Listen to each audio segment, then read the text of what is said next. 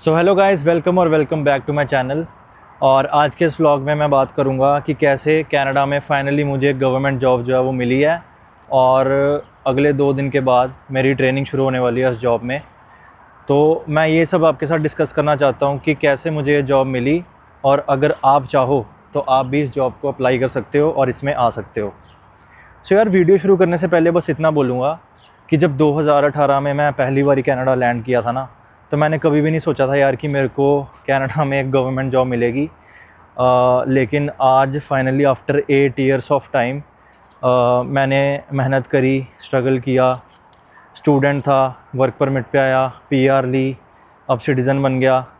तो ऐसे लंबे सफ़र के बाद जब आप मेहनत करते हो तो फाइनली आपको इसका फल भी मिलता ही मिलता है। तो आप चिंता मत करो, अगर आप भी किसी चीज़ में स्टक हो तो आप बस अप्लाई करते रहो और आपको भी एक ना एक दिन सक्सेस मिल ही जाएगी। तो मैं ये नहीं कह रहा कि मेरी लाइफ सक्सेसफुल हो गई है, आफ्टर ऑल एक जॉब ही है, but still it's a huge accomplishment for me and I feel proud of my self. तो अब बात कर लेते हैं कि यार ये जॉब है किस में, है ना। तो यार देखो, ये जो जॉब है ना, ये रहने वाली है कनाडा में डिफेंस के अंदर, ठीक है। तो मैंने ये जॉब अप्लाई करी थी 2023 में, फरवरी के महीने में, क्योंकि 2022 में दिसंबर में ना एक नया रूल आया था गवर्नमेंट की तरफ से कि अगर आप एक परमानेंट रेजिडेंट हो कनाडा के अंदर तो आप डिफेंस में अप्लाई कर सकते हो, बिल्कुल कर सकते हो। एक नया रूल इन्होंने चेंज किया था। तो हमारे कई सारे इंडियन लोग भी हैं और कई सारे अलग अलग जो कंट्रीज से आए हुए हैं यहाँ पे as a student permanent resident बनते हैं धीरे धीरे करके। तो अगर वो इंटरेस्टेड हैं जॉब्स के अंदर, गवर्नमेंट जॉब्स के अंदर, तो डिफेंस भी एक ऑप्शन आपके लिए हो सकता है, ठीक है ना। तो अब बात करूँगा कि कैसे आप भी ये जॉब अप्लाई कर सकते हो। तो देखो यार, आपके पास ना 2 तरीके होते हैं। अगर आपके पास एक कनेडियन डिग्री नहीं है, मान लो कोई भी, या फिर इंडिया से भी अगर आपके पास डिग्री नहीं है, आप यहाँ पे +2 करके आए हो और आपके पास एक डिप्लोमा है, एटलीस्ट आपके पास 10th +2 पास हो, तो आप NCM के अंदर जा सकते हो, इन कनेडियन डिफेंस। NCM होता है नॉन कमीशन्ड मेंबर, ठीक है ना। ये एक ऑप्शन होती है आपके लिए। इसके अंदर जूनियर ऑफिसर्स की पोजीशन होती है, और दूसरा ऑप्शन होता है कि आप सीधा ऑफिसर वाली जॉब के लेवल पे जा सकते हो। लेकिन उस जॉब में जाने के लिए आपके पास एटलीस्ट एक डिग्री होनी चाहिए। मैटर नहीं करता कि वो कनाडा से है या इंडिया से है, कहीं से भी हो चलेगी। अगर आपने इंडिया से वो डिग्री करी है तो उसकी एक वेस्ट करवानी पड़ती है, मतलब कि एलिजिबिलिटी होती है बेसिकली वो देखने के लिए कि क्या वो कनाडा के इक्विवेलेंट है कि नहीं, ठीक है ना। तो अब आपकी एजुकेशन की तो रिक्वायरमेंट पूरी हो गई है ना। तो दूसरी रिक्वायरमेंट होती है, आप पीआर होने चाहिए यहाँ पे, एटलीस्ट पीआर। लेकिन मैं सजेस्ट करूँगा कि अगर आप यहाँ पे पीआर के बाद कनेडियन सिटीज़न बन जाते हो, या फिर आपको थोड़ा ही टाइम रह गया है कनेडियन सिटीज़न बनने के लिए, तो पहले सिटीज़न बन जाओ और फिर डिफेंस में अगर इंटरेस्टेड हो फिर अप्लाई करो, क्योंकि उससे एप्लीकेशन का जो प्रोसेस है वो मच फास्टर हो जाता है गाइस, मच फास्टर। जैसा कि मैंने बताया यार, मेरे को 3.5 साल लग गए हैं। मैंने 2023 में अप्लाई करा था, अब जाके 2026 में मेरे को, अब मेरी ट्रेनिंग शुरू होने वाली है। अब मुझे मार्च में ऑफ़र लेटर आया था, ठीक है ना। तो मेरी कहानी भी मैं आपको बताऊंगा कि क्यों इतना टाइम लग गया, क्या बीच में प्रॉब्लम्स हो गई थी। तो प्रॉब्लम मेरी तरफ से नहीं थी, मतलब इनकी तरफ से ही थी। इनकी तरफ से भी क्या ही बोलूँ, मतलब वो बैकग्राउंड चेक जो होता है ना, उसमें सबसे ज़्यादा टाइम लगा दिया इन्होंने। मतलब 3 साल मेरे बैकग्राउंड चेक में लगा दिए इन्होंने, पता नहीं क्या करते रहे, मेरे को समझ नहीं आता। बट एनी हाउ, अब आपने क्या करना है, कोई भी वेबसाइट पे चले जाओ, क्रोम खोल लो, सफारी खोल लो, कोई भी वेब ब्राउज़र खोल लो, उस पर कैनेडियन आर्म्ड फोर्सेस की वेबसाइट पे चले जाओ। उसमें आपको 100 से भी ज़्यादा, 100 से भी ज़्यादा जॉब्स दिख जाएंगी, और जिसमें भी आपका इंटरेस्ट होता है आपकी एजुकेशन के हिसाब से, आप उसमें अप्लाई कर सकते हो। एक बार ये एप्लीकेशन ऑनलाइन फिल कर ली, उसके बाद उसको सबमिट कर दो, और उसके बाद में धीरे धीरे करके आपको आपकी ईमेल पे इंस्ट्रक्शंस आती जाएंगी कि अब आपका कौन सा स्टेप होएगा, फिर उसके बाद आपका कब मेडिकल होगा, कब इंटरव्यू होगा, ठीक है। तो शुरू से शुरू करते हैं। एप्लीकेशन भर दी, उसके बाद में आपका ना एक ऑनलाइन असेसमेंट का टेस्ट होता है। ऑनलाइन असेसमेंट में ज़्यादा कुछ नहीं होता, उसमें आपके पर्सनल डिटेल्स के बारे में ही पूछा होता है उन्होंने ज़्यादातर, जैसे कि आपकी एजुकेशन क्या थी, आपकी हॉबीज़ क्या हैं, आप हफ्ते में कितना वर्कआउट करते हो, मतलब फ़िटनेस के ऊपर थोड़ा बहुत पूछ लेते हैं, बाकी आपका इंटरेस्ट किस में है ना।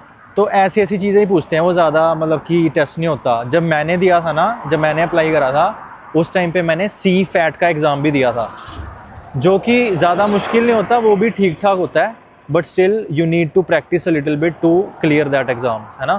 तो मेरा तो CFAT क्लियर हो गया था, बट अब जो है वो CFAT नहीं होता, ठीक है ना। तो CFAT का एग्ज़ाम अब उन्होंने कैंसिल कर दिया। तो आपको ऑनलाइन असेसमेंट भर देनी है, उसके बाद में आपको क्या करना है, उसके बाद में आपका आ जाता है भाई मेडिकल, ठीक है। मेडिकल के अंदर ज़्यादा कुछ नहीं होता। सबसे पहले आप रिक्रूटिंग सेंटर के अंदर जाते हो, जहाँ पे भी मेडिकल का टेस्ट होता है, उसमें आप देते हो आइज़ का टेस्ट, ठीक है। आइज़ का टेस्ट देने के बाद आप देते हो एयर का टेस्ट, ठीक है। आपके वो एयर का टेस्ट लेते हैं, उसके बाद में आपका वो हाइट वेट मेजर कर लेते हैं, और अगर सब कुछ ठीक लगता है तो मेडिकल ऑफिसर जो होता है वो आपको ओके कर देता है, और उसके बाद में आपको इंटरव्यू के लिए डेट भेज देते हैं। कई बार ही होता है ऐसे है कि इंटरव्यू भी पहले आ जाता है मेडिकल से, ठीक है ना। तो ज़रूरी नहीं है कि आपका पहले मेडिकल ही होगा, इंटरव्यू भी पहले हो सकता है, कुछ नहीं, कुछ दिक्कत नहीं है इसमें। अब आपका एप्लीकेशन फिल हो गई, असेसमेंट भी हो गई, मेडिकल भी हो गया, इंटरव्यू भी हो गया, ठीक है ना। उसके बाद में आपको क्या होता है कि जॉब ऑफ़र लेटर आ जाता है आपके घर पे, ठीक है ना। ईमेल के थ्रू ही आता है मतलब। तो जॉब ऑफ़र लेटर आ जाता है, उसके बाद में वो आपको कहते हैं कि if you accept the job, तो एक्सेप्ट के ऊपर सर्कल बना के साइन करके भेज दो। अगर डिक्लाइन करना ऑफ़र तो डिक्लाइन भी कर सकते हो, कोई दिक्कत नहीं है, ठीक है ना। ऑफ़र लेटर एक्सेप्ट करने के बाद आपको आ जाती है भाई आपकी एनरोलमेंट की डेट। एनरोलमेंट का मतलब एनरोलमेंट वाले दिन आप फाइनली एक CAF मेंबर बन जाओगे, मतलब कनेडियन आर्म्ड फोर्सेस के मेंबर बन जाओगे, ठीक है। इसका मतलब ये होता है। अब यहाँ से यहाँ तक की जर्नी आपकी कंप्लीट होगी, ठीक है। अभी मैं भी उसी पड़ाव पे हूँ, मेरी वहाँ से एनरोलमेंट तक की जर्नी कंप्लीट हो चुकी है, और मेरी ट्रेनिंग 2 दिन बाद शुरू होने वाली है, जो कि होएगी क्यूबेक में। मैं ड्राइव करके जाऊँगा। अब मेरे को 3.5 साल लग गए, बट मैं बार बार रिपीट नहीं करूँगा। तो बस गाइज़ यही प्रोसेस होता है सारा। बस एक बारी जब एनरोलमेंट हो जाती है, उसके बाद में आपको वो सारी इंस्ट्रक्शंस दे देते हैं कि आपकी ट्रेनिंग कहाँ पे होगी, आपको वहाँ पे फ़्लाई करके जाना है या ड्राइव करके खुद जाना है ना। और उसके बाद में बस जैसे जैसे एक्सपीरियंस आपका होगा तो आपको बढ़िया लगेगा। जॉब के बेनिफिट्स वगैरह की बात करूँ तो आपको स्टार्टिंग में अगर आपकी 5 साल या उससे कम की सर्विस है तो आपको 20 वोकेशन डेज़ मिलते हैं 1 साल में। और उसके अलावा अगर आपके आई थिंक 5 से 20 साल तक का जो एक्सपीरियंस है उसमें आपको 25 वोकेशन डेज़ मिलते हैं। और अगर 25 ईयर्स से ज़्यादा आप कर लेते हो तो आपको 30 वोकेशन डेज़ मिलते हैं, ठीक है ना, साल में। और बाकी मेडिकल बेनिफिट्स तो बहुत सारे हैं। मेडिकल का पूरा आपका प्रॉपर कवर्ड होता है सारा कुछ। अगर आपकी फैमिली भी आपके साथ रह रही है तो उनका भी कवर्ड हो जाएगा। तो यार अब सबसे इम्पॉर्टेंट बात कर लेते हैं, वो है सैलरी की बात, ठीक है ना। तो आपको जानना होगा कि CAF में कितनी सैलरी होती है। तो यार स्टार्टिंग में तो सैलरी कम ही होती है, ऐसा नहीं होता कि स्टार्टिंग में ही आपको 70-80 हज़ार डॉलर एनुअल मिलने लग जाएंगे। तो स्टार्टिंग में क्या होता है कि अगर आप एक एज एन NCM मेंबर जा रहे हो या ऑफिसर कैडेट जा रहे हो तो आपकी सैलरी तकरीबन $52,000 होती है एनुअली, ठीक है। उसके अगले साल आपकी सैलरी हो जाती है अराउंड 60,000। उसके अगले साल आपकी सैलरी हो जाती है अप्रॉक्सीमेटली $70,000। तो ऐसे आपकी इंक्रीमेंट होती रहती है हर साल डिपेंडिंग ऑन द रैंक्स। जब आप एक रैंप जंप कर लेते हो तो एक ऑफ कोर्स एक ह्यूज जंप आता है सैलरी के अंदर। लेकिन जैसे मान लो कि आप अभी एज अ प्राइवेट रिक्रूट हुए हो, NCM मेंबर हो, एज अ प्राइवेट रिक्रूट हुए हो, तो पहले साल में आपकी सैलरी 52,000 होगी। उसके दूसरे साल में एज अ प्राइवेट आपकी सैलरी होगी 60,000 और उसके अगले साल 70,000, ठीक है।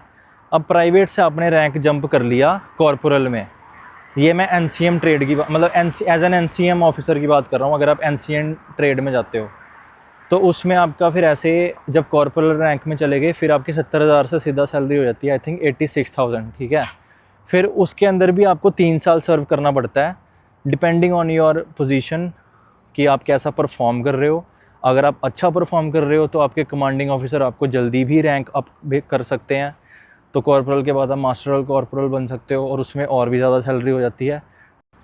तो ऐसे धीरे धीरे करके आप ऑनलाइन खुद ही सर्च कर सकते हो और आपको पता लग जाएगा सैलरीज़ कितनी होती हैं ऑफिसर लेवल की और NCM मेंबर्स की। बाकी मैं डिस्क्रिप्शन के अंदर मैं डिटेल्स रख दूंगा, तो आप उसमें सर्च कर लेना कि क्या क्या सैलरीज हैं अगर आप इंटरेस्टेड हो जाने के लिए। तो बस यार यही है वीडियो का मेन पॉइंट, यही बताना था कि डिफेंस में अगर आप इंटरेस्टेड हो तो कैसे जा सकते हो। बाकी इसके अलावा और भी जॉब्स होती हैं, जैसे आप पुलिसिंग में जा सकते हो। फिर यहाँ पे कनाडा बॉर्डर सर्विस एजेंसी करके एक गवर्नमेंट जॉब होती है, जिसमें आप बॉर्डर पेट्रोल पे बैठे होते हो, आपको वहाँ पे जॉब करनी होती है। उसके अलावा करेक्शनल ऑफिसर्स होते हैं, जो जेल वगैरह में ऑफिसर होते हैं, उनकी जॉब अलग से होती है। तो ऐसे कई सारी जॉब्स हैं जो आप कर सकते हो अप्लाई। बाकी अगर मैं इस पे आऊँ कि मेरे साथ इतना टाइम क्यों लग गया, तो यार मेरा प्रॉब्लम हो गया था ये कि जब मैंने अप्लाई करा था ना, उसके 1 साल बाद जो है ना रूल ही चेंज कर दिया इन्होंने। ये हर 6-6 महीने में ना रूल ही चेंज करते गए मेरे टाइम पे। तो इनका सारा प्रोसेस पहले होता था फिज़िकली पेपर पे, ठीक है ना, फिज़िकल पेपर पे होता था। इन्होंने फाइल्स बना के रखी होती थी कैबिनेट्स के अंदर। उसके बाद में इनका प्रोसेस हो गया पूरा ऑनलाइन। इन्होंने बोला कि हम डिजिटल कर रहे हैं सारे प्रोसेस को। उसके चक्कर में इन्होंने मेरी फ़ाइल ही क्लोज़ कर दी। और उसके बाद में मेरे को बोलते कि आपकी जो जॉब है, जिसमें जो आपने जॉब अप्लाई करी है, उसमें सिक्योरिटी क्लियरेंस लेवल जो है वो 3 लेवल का चाहिए। फर्स्ट भी नहीं, सेकंड भी नहीं, 3rd लेवल का चाहिए। तो उसके लिए इन्होंने मेरा इतना टाइम लगा दिया और इतना टाइम मेरा ख़राब हो गया। बट स्टिल फाइनली जॉब मिल चुकी है। तो मिलते हैं यार अगले व्लॉग में। अभी मैं ट्रेनिंग करने जा रहा हूँ और मैंने ना पैकिंग भी करनी शुरू करनी है। तो अगले व्लॉग में मैं आपको दिखाऊंगा कि मैंने क्या क्या पैक किया है ट्रेनिंग में लेके जाने के लिए, ताकि आपको हेल्प हो जाए। तो मिलते हैं यार अगले व्लॉग में। अगर आपको वीडियो अच्छी लगी तो प्लीज़ यार लाइक कर देना और सब्सक्राइब ज़रूर कर लेना अगर आप देख रहे हो तो। मेरी हेल्प हो जाएगी, थोड़ा सा मुझे अच्छा लगेगा, सपोर्ट आपका दिखेगा। बाकी love you all, have a good one.